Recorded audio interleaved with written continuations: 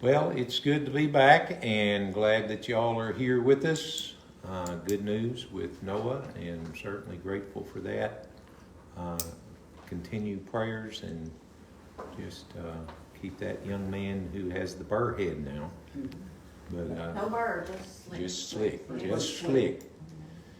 What's he think about that anyway? Out of everything, for whatever reason, losing the hair was, and he's not very vain as far as his appearance. He's But that never bothered been- him the most, huh? Losing the hair kind of Well, bothered. tell him that's just a precursor for when he gets old, It's so. just a visible Yeah. Reminder, I guess, of what's going on. And it makes him not like everybody else. Yes, yes. As teenagers. He doesn't complain about like the vomiting, the nausea when he has it, or now he had Friday night, was it Friday night, really bad hip pain. And he woke up in the night and he was crying, and he woke me up and he told me, he said, "Ma'am, I'm so sorry, I'm crying." I said, "But you do not have to apologize to me for crying. I mean, if you're in pain." But we were able to control it with every 4 hours giving him the 2 extra strength Tylenol. And we did that for about, not quite 24 hours, and he, so I was glad, yeah, because the only other thing they give him for pain is oxycodone, and I Sitting don't wanna go there. reclining for 3 days straight. That doesn't work for me anyway. And not moving. I can't take hydrocodone. I don't think I've ever been prescribed oxycodone, but hydrocodone just makes me nauseous. It wires me. It just yeah, Mm. yeah, and I can't stand nausea, so. It made me where I I bet was your trying to outfit jump out sweat of windows for and a week. everything else. Did I- that the same way. I did jump out of a window once and. For those night only people about slept ground, for so- 32 hours, something like I that. risk for- She'd be out for a week. First floor window. We need to remember all of these folks on our prayer list. Rita Anderson, Don Walking, Jane Taylor, Michelle Boucher. Kathy, I texted her the other day, Monday maybe, and just checking on notice. He did have back surgery. He's in a lot of pain. He's in St. Vincent's, and if I'm not mistaken, I'm pretty sure she said he had COVID. Kathy has COVID. As far as I know, Jennifer felt sick Sunday, but as far as I know, she does not. And I just heard that Zach has COVID. So anyway, COVID is showing its ugly head again. So remember all these people that are dealing with it. And certainly remember all these others on our prayer list. Remember Anthony, I think he's gone to Texas for 2 weeks. So keep him in your prayers, and keep Tara and Riley in your prayers. Anyone else? I know Cole Minyard's been dealing with some heart issues again. Not sure about Marvin, but we put him on the prayer list. Again, a lot of people on our prayer list, and we just need to keep them in our prayers. Miss Glenda is in the crossings, and she is, as Sarge said, she's doing everything she can to get out of there. So keep her in your prayers if you would. Our daughter Melanie is scheduled for a lumpectomy in September, and Trip has a visit scheduled to Children's for a migraine specialist. So, a lot going on with everybody in there. So, anyway, just keep all these in your prayers if you would And Derek needs a job in Denver. at some point. Well, there's an Air Force base there, military base there, Navy Academy's there. Not sure he's wanting to go that route. I think he's wanting to stay a civilian as long as he You'll have can. the training ground's just a ways away. Colorado Springs, he could be an Olympian. Denver's about 100 miles from Colorado Springs. Anyone else we need to put on the prayer list? Anyone? Anyone? All right. Looks like we have, Miss Michelle is watching, so we're grateful for that. Hope y'all are doing well. Again, just keep all these folks in your prayers, because there is a lot going on. Of course, if you saw Judy, was it this last Sunday, or was it Sunday before last, where she was kind of bruised? So I think she wasn't here last Sunday, but she just asked to put her on the prayer list for total healing. So anyway, keep her in your prayers if you would. Saw Frances Langston last week, and she said she was doing a lot better. So again, just remember her. Anyone else we need to put on the prayer list? Anyone? All right. Anyway, just keep our church in your prayers. Sunday night, we are going to do election of teachers and officers. So we'll see how that goes. We still do not have a lot of positions filled. I know there are people who put down just put me wherever, but that to me just doesn't work. Either you want that position or you We're don't. gonna put Kale on. And yeah, we're going to have him leading. Him and Chris are going to lead singing.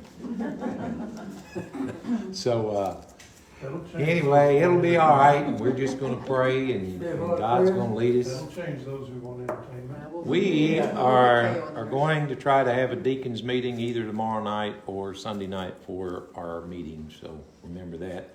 Also, we have the Mount Calvary Association meeting coming up on the 8th of September. It's on a Thursday night at 7 o'clock at Laytona. If anybody wants to go, let me know.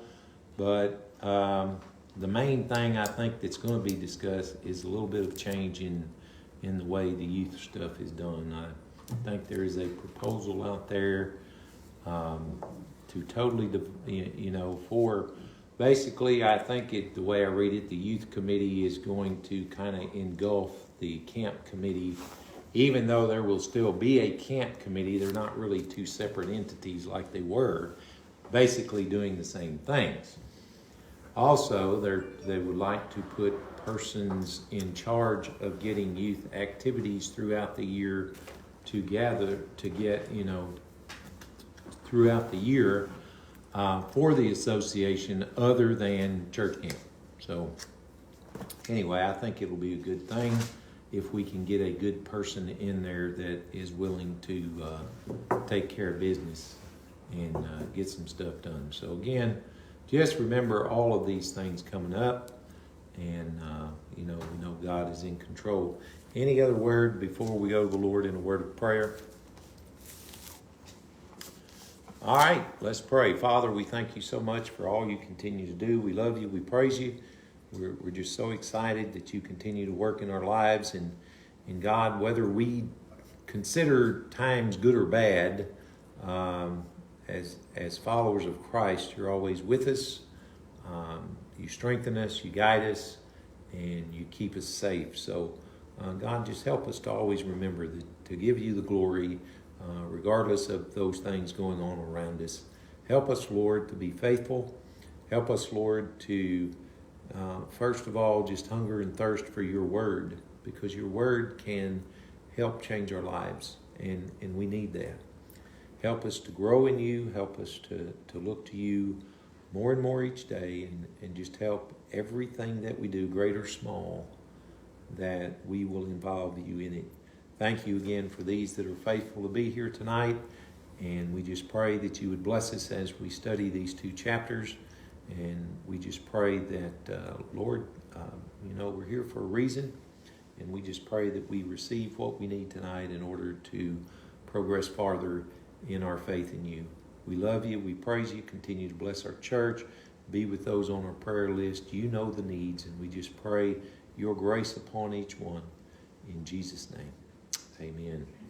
All right, we are in 1 Samuel chapters 21 and 22. I know that this week you're reading 23 and 24, but you're not through it just yet. There's one more morning to read that I'm reading on anyway. I'm in chapter 24. So Sunday we will be, my sermon is out of chapter 23, I believe. And so I hope that you will just come and be a part of that. Really good messages that have come from here, not because I've preached them, but because the content is good, and it also makes for good study material. So, does anyone have anything, any verse, anything that comes to mind? Well, you know, the teacher would allow you to go get your book if you need it. You have the teacher's permission. Oh, well, I will teacher give said- you a hall pass. I might not come back. The teacher believes that you will. I think it was very sad what happened to the priest. Oh, Yeah, you know, it just shows you when the Spirit of God left Saul, how low he went. Because, you know, from the moment that David killed Goliath, I mean, up to that time, Saul didn't even know who he was. From the moment that David killed Goliath and Saul put him in charge of his armies, and David had great success, from that moment on, Saul began to look at David as an enemy. Now, David never gave Saul one single reason to think that he was out to get him. But yet, this is Saul's attitude. In fact, Saul's whole mission as king right now is not to protect Israel from the Philistines or whoever. He wasn't worried about them. There was this single focus. Almost an annoyance when he gets called away from Oh yeah, going after David to. yeah. I mean, you know, when and we'll talk about that a little bit Sunday, but anyway, it's something how a person changes if God is not in control. So, you know, chapter 21 is the account right after David had to flee for his life. That's when, you know. Wasn't his brightest moments. No, Being actually, scared and running and not saying the right things and well, you telling know, lies. David was there for a while a spiritual giant. He took on Goliath, the giant. And he trusted fully in the Lord, and that's the way he operated. You know, God was the focus of his life. But now that he sees that Saul is not going to rest until he's dead, and he and Jonathan make the decision that he's going to have to go away because he can't stay there because Saul is after him. So this is where we see David's faith waver some, you know. He begins to kind of make things up on his own. And so, you know, we need to understand that even the giants, the spiritual giants in the Bible made mistakes. You know, they had moments of weakness because they're sinful human beings and not perfect. And therefore, bad mistakes were made. Well, his untruths kind of contributed to the priest family getting slaughtered. Well, I think mostly just the fact that he went to see the priest is what got the priest in trouble. Because, you know, in my mind's eye, now, again, it's never right to do wrong. I mean, it's not. So, you know, whether we're telling a little white lie or whether we're telling a big old fat lie, it don't matter. You know, if somebody says, well, I'm just going to tell a little white lie so I don't hurt this person's feeling, you're still lying. And it's not right to lie, even though in your opinion you're sparing that person. So in my thoughts in reading this, it makes me wonder if David didn't have that in mind. Well, I don't want to tell him what King Saul is doing, because if he goes and confronts Saul with this, Saul might kill him, which he did anyway. So David does tell a big old fat lie when he goes and to the priest, because remember, when David flees, he has nothing. He has no one. I mean, he's running and he don't know exactly where he's going. He doesn't know how he's going to eat. He didn't have a weapon on him. I don't even know if he had his sling on him at that time, because he was not shepherding at that time. He was in, the palace. And so when he talks to the priest, he makes it sound, because the priest was very suspicious when David showed up by himself. He's like, this isn't right. David's a pretty popular guy and high rank in Saul's army. Why is he traveling? Wonder what's changed here. And so when he asked David about it, David just says, well, I'm on basically he says, in my own words, I'm on a very secret mission from Saul. And that's the reason that no one else is with me right now. And at this time, he didn't have anybody else, did he? I mean, other people had not joined him yet. So at this time, David was on his own. And that's the way he felt, I'm sure. But again, remember, David had been one who was a man after God's own heart, who typically looked to God for strength and direction. But for some reason in this situation where he is basically fleeing for his life, I mean, he tells a big old fat lie. And it really didn't help the situation any. Again, I don't know that if he'd have told the truth, if it had helped anything. Maybe Ahimelech would have been a little bit more weary of Saul, but still, if Saul wanted to get him, Saul was going to get him. Especially with his servant, I want to just call him dog, but I don't think that's I look at that word as D-O-E, doe, and G, dog, so that's kind of the way I pronounce it. But so a servant of Saul is there in the temple and sees David and sees Ahimelech give David the bread and sees Ahimelech give David Goliath's sword.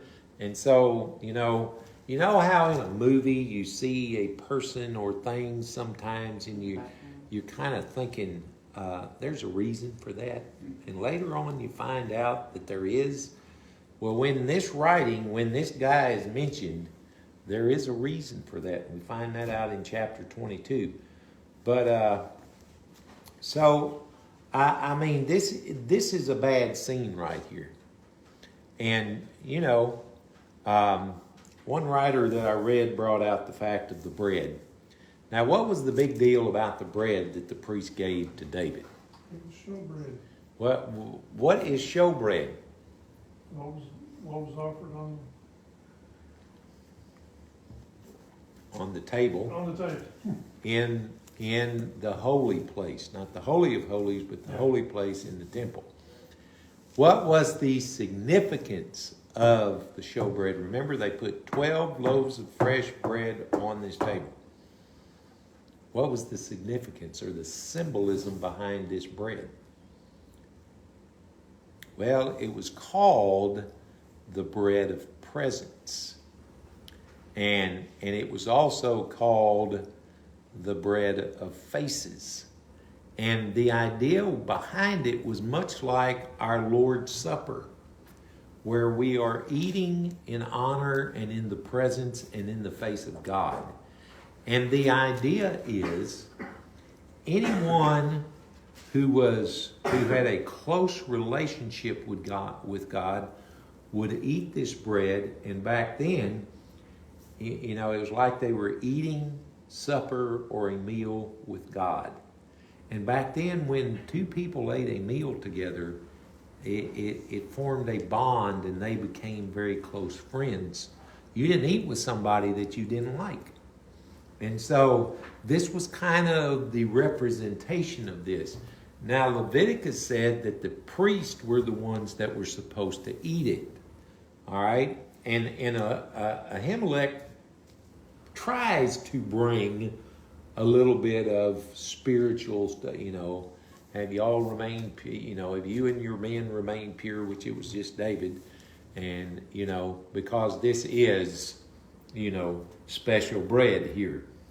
And anyway, the deal is though, now if you remember over in Matthew, when Jesus' disciples were walking through the field and they were picking ears of corn and eating it, and the Pharisees got mad at them because they were doing that on the Sabbath, and Jesus even brought this episode and put it in their face and said even David ate the bread from the table that was in the temple. So what is the significance of David doing that?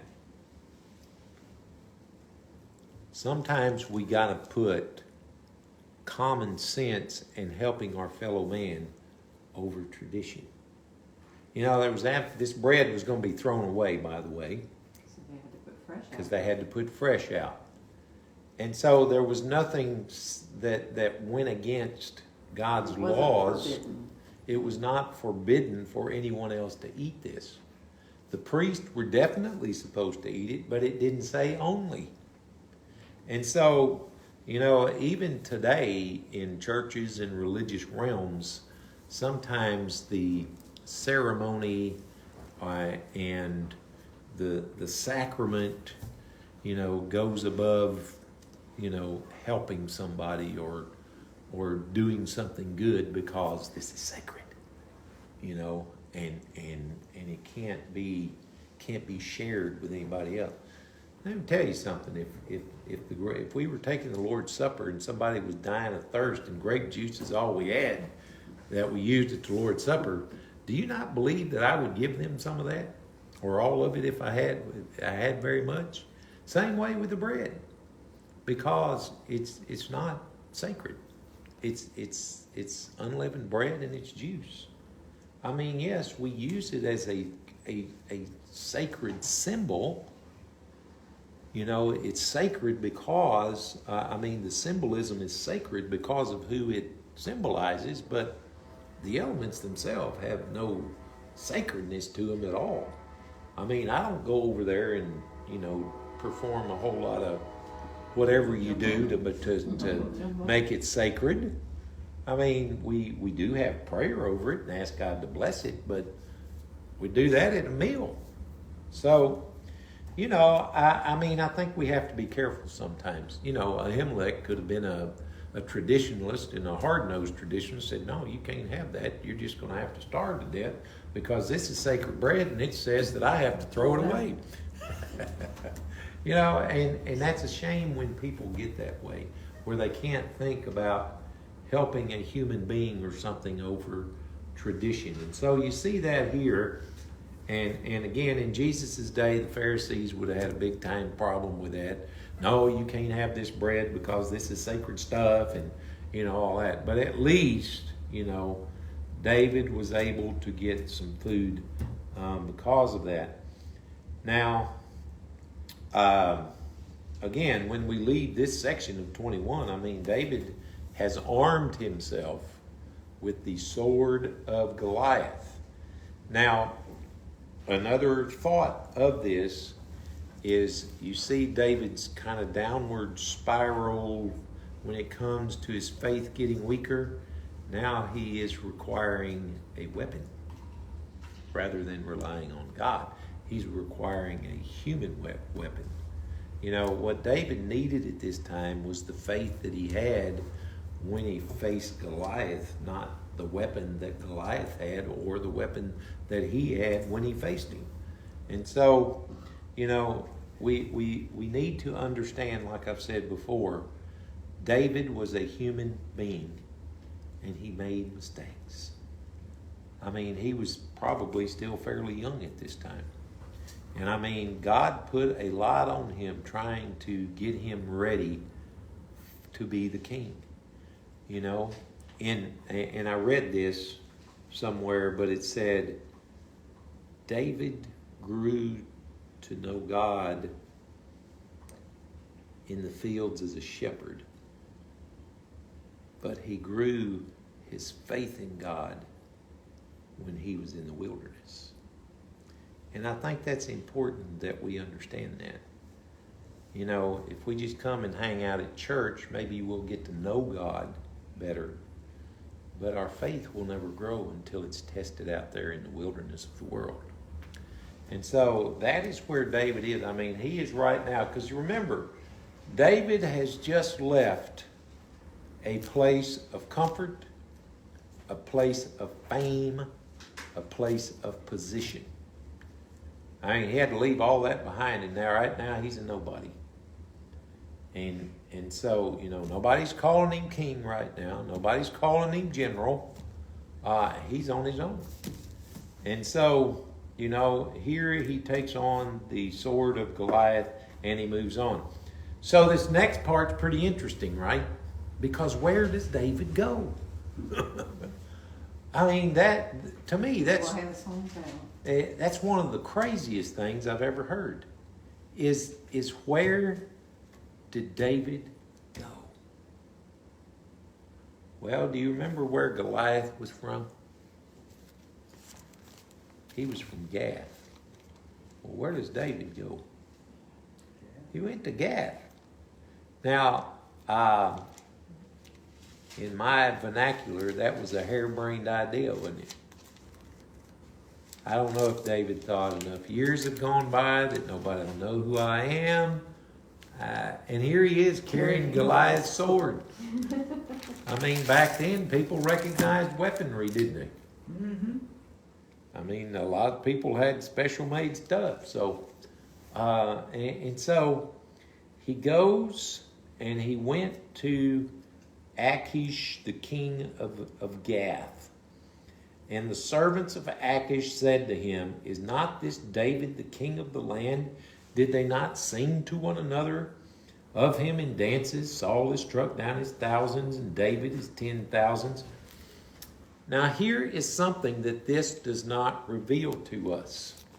Psalm 56. It says that it is to the tune of a dove on distant oaks. Y'all, that's a very yeah. well. Oh, yeah. It says, when the Philistines had seized him in Gath. So what we do not know here is that David was actually arrested when he went there. He is seized. And so Psalm 56 says this. Here is David, I'm assuming, in prison in Gath at this particular time. Be merciful to me, O God, for men hotly pursue me all day long. They press their attack. My slanderers pursue me all day long. Many are attacking me in their pride. When I am afraid, I will trust in you.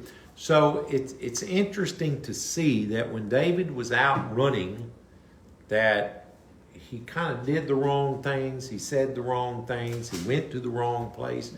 But now that he's in captivity and probably somewhat fearing for his life, he begins to bring God back into the picture.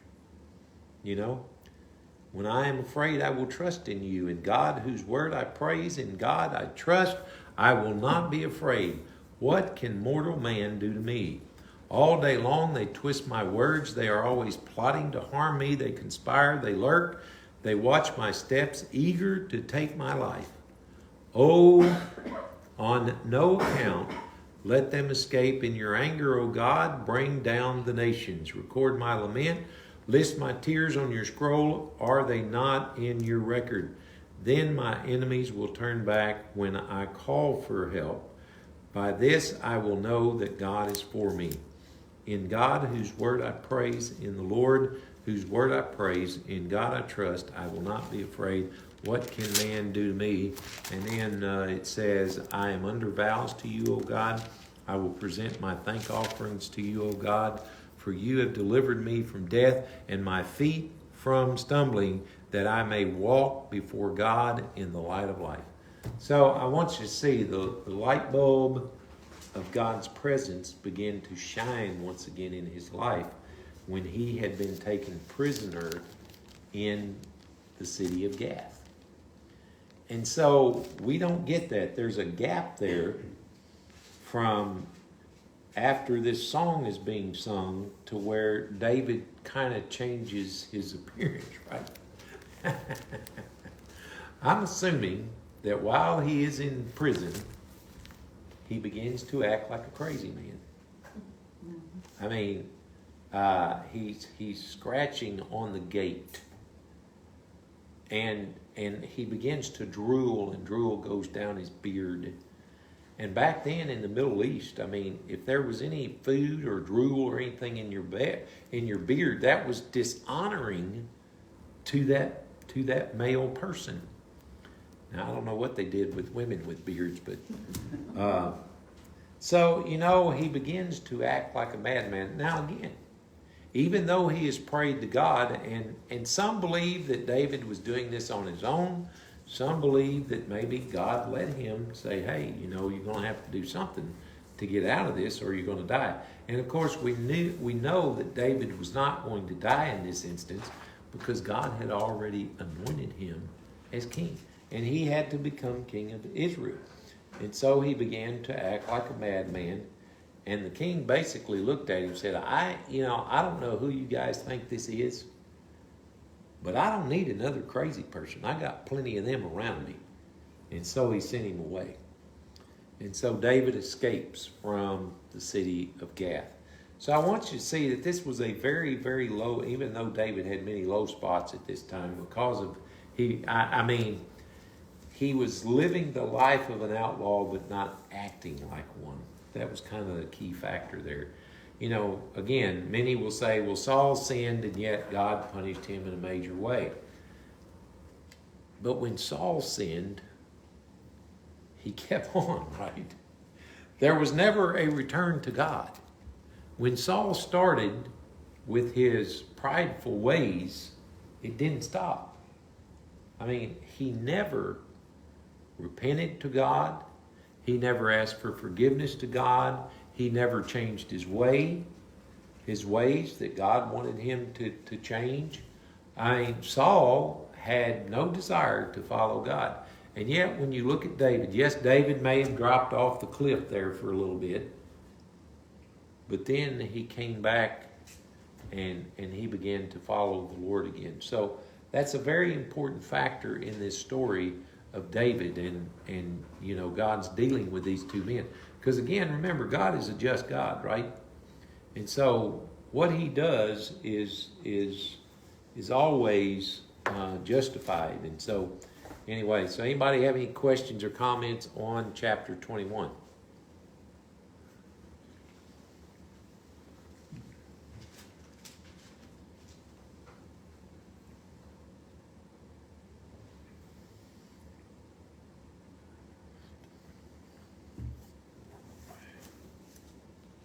Whose writing are you trying to read? My own.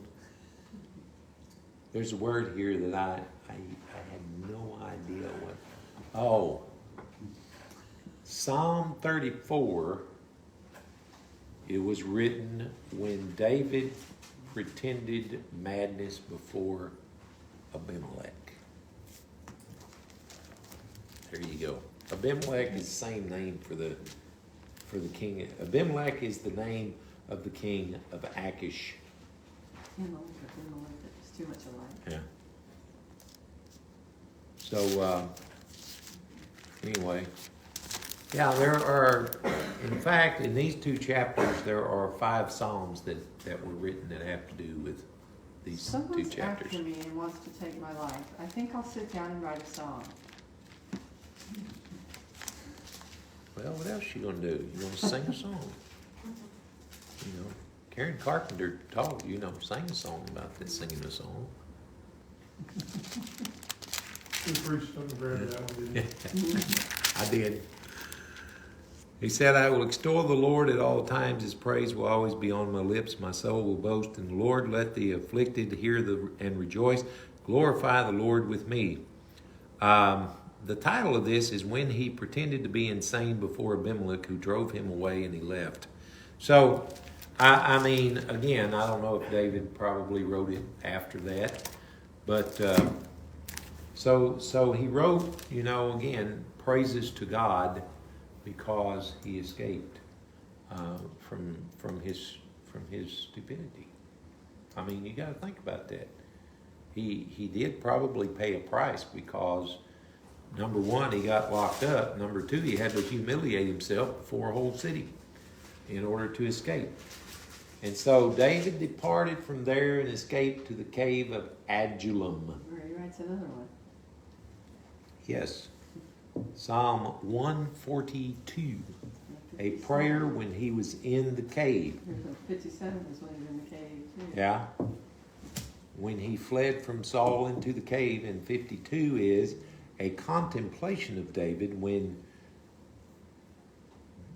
Doeg went and told Saul that he had seen David in the temple. So I mean, there's a lot going on there. So the very first part of chapter 22 deals with David in the cave and the people that came to join him. Isn't that interesting? I mean, how did these people know that he was in that cave? Next one.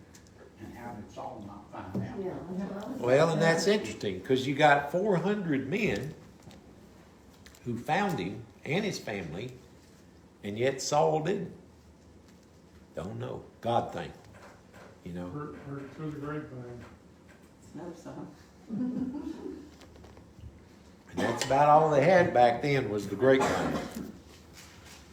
So we see that his family comes. Now, it's interesting that family came, right?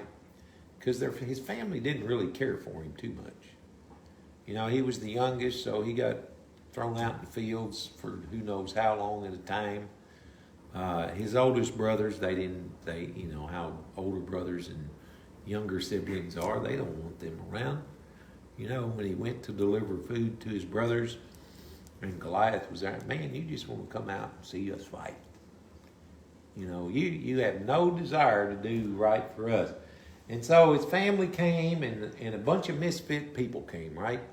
God didn't send any dignitaries, and he didn't send any high up people.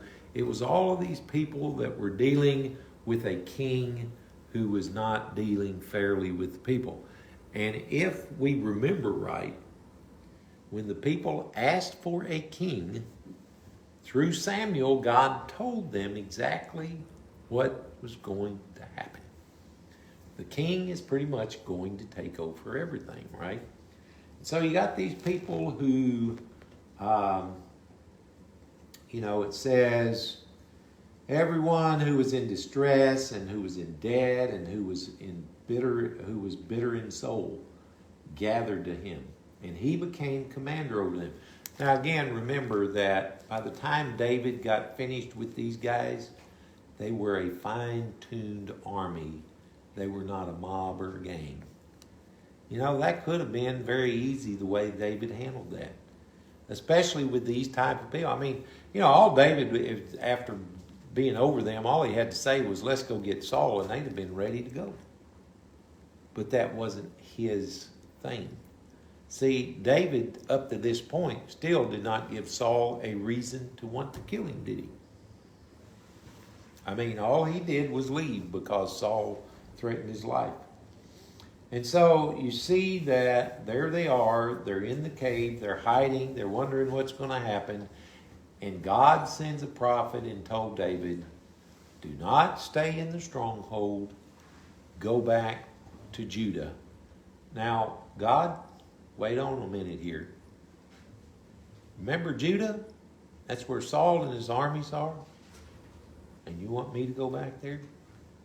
But again, God was training David to be an obedient king and to be a king that did not fear man, but feared God. And so he gave him a tough assignment to do, and it says, so David departed and he went into the forest of Hereth. Now, we come to the interesting part, right? Saul, well, that's in the next chapter, so I'm not going to talk about it. It's hard to remember where the order of things when you're ahead. I get mixed up sometimes. Anyway, Saul, of course, in his state of mind, he feels like there is a conspiracy against him, right? He believes that, first of all, his son is against him, and that he conspired with David to bring him down. And then he believes that those who are in service to him are against him because none of them told him that Jonathan and David were friends and had met. You know, so everybody, he had this pity party of woe is me, everybody is against me, wham, wham, wham. You know, I guess I'll just go eat some worms. I heard that a long time ago from a pastor in Alabama. I don't know why I remember that. And it says that Saul had a spear in his hand. So Saul often had a spear in his hand because he was ready to kill somebody, wasn't he? But anyway, so we see that here the name Doeg comes back up, right? Because as Saul is, you know, kind of badgering those who are with him about the fact of how much of a traitor they are, Doeg, and by the way, he's not an Israelite, he's an Edomite. Do you remember the lineage of the Edomites? From the side of Esau, right? So here we have, I don't know why he's in a high place. So, he said, I saw the son of Jesse coming to Nod to Ahimelech, the son of Ahitub, and he inquired of the Lord for him and gave him provisions and gave him the sword of Goliath, the Philistine. Now, Doeg knew very well that Ahimelech only fed him and gave him a sword. He did not help David conspire against Saul or anything else. But the way he says it, it kind of gives you an idea that, yeah, this priest and David, they were, you know, conspiring against you and this and that. So what does Saul do in his state of mind? He believes that not only is the high priest against him, but all priests are against him. And not only all the priests are against him, but the whole city of Nod, where all the priests existed, were lived at that time, were against him. And so he told his men to kill the high priest and the other priest, and they refused because they would not kill the priest of the Lord. And so old Doeg, he said, I'll do it, and he killed 85 men. And then they went and killed the rest of the people in the city of Nod. And so, you know, you can see here how far down Saul has progressed because he chose not to follow the Lord, and the Spirit of the Lord had left him. And so we see later on that it says in verse 20, but one of the sons of Ahimelech, the son of Ahitub, named Abiathar, escaped and fled after David. And Abiathar told David that Saul had killed the priest of the Lord. And David said to Abiathar, I knew on that day when Doeg the Edomite was there that he would surely tell Saul, I have occasioned the death of all the persons of your father's house. So I want you to see, David still has the heart of God, right? He took the responsibility for the death of these people because, like I said, he knew that when that guy was there that there was going to be trouble. Not that David could have done anything about it, but I mean, again, you know, that's just where his heart was. And so instead of sending him away and say, oh, are you sure somebody didn't follow you anything? He said, stay with me, do not be afraid, for he who seeks my life seeks your life. With me you shall be in safe keeping. So I mean, again, David has the heart that is one who sought after God. That, you know, in the next couple of chapters, it's the famous one where he cuts the corner of the robe off of Saul when Saul is taking care of his personal business in the cave. And he felt guilty over that. You know, Saul was a different kind of person, right? Next week we're going to talk about while they're in the cave and what happens there.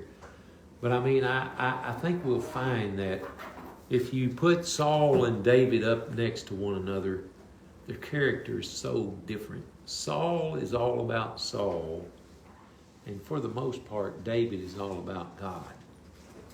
You know, David is not willing to do away with Saul earlier than God wanted him dead to gain the kingdom and to, you know, not have to live like an outlaw anymore and live out in the open or in caves or wherever.